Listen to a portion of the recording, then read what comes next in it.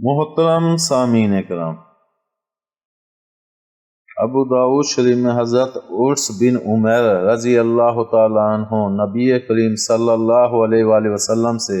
روایت کرتے ہیں کہ آپ صلی اللہ علیہ وآلہ وسلم نے فرمایا، جب زمین پر گناہ کیے جائیں تو جو شخص ان گناہوں کو برا جانے وہ اس شخص کی مانند ہے جو وہاں موجود نہ ہو اور ان گناہوں کے وقوع کو نہ جانتا ہو، اور جو شخص وہاں موجود نہ ہو لیکن وہ ان گناہوں کے وقوع کو جانتا ہو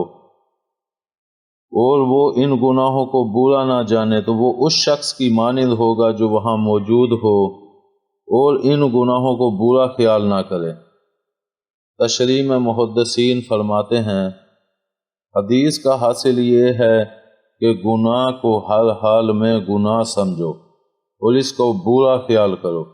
اگر تمہاری آنکھوں کے سامنے کسی گناہ کا ارتکاب ہو رہا ہو تو اول اس کو ہاتھ اور زبان کے ذریعے مٹانے اور ختم کرنے کی کوشش کرو۔ اگر ان دونوں میں سے کسی کی بھی طاقت و قدرت نہیں رکھتے ہو تو پھر جو آخری درجہ ہے اس کو اختیار کرو، یعنی اس گناہ کو برا خیال کرو اور دل میں اس کے خلاف نفرت کا جذبہ رکھو۔ اس صورت میں تمہارا شمار گویا ان لوگوں کے زمرے میں ہوگا جو وہاں موجود ہی نہ ہوں اور جن کی آنکھوں کے سامنے اس گناہ کا ارتکاب نہ ہو رہا ہو۔ اس سے واضح ہوا کہ حقیقی موجودگی و غیر موجودگی کا تعلق دل سے ہے، نہ کہ جسم و بدن سے۔ چنانچہ جس شخص نے اپنی آنکھوں کے سامنے ہونے والے گناہ کو برا خیال کیا اور دل میں بھی اس کے خلاف نفرت رکھی تو گویا حقیقت میں وہ اس جگہ موجود نہیں جہاں وہ گناہ کیا جا رہا ہے، اگرچہ ظاہری طور پر وہاں موجود ہے۔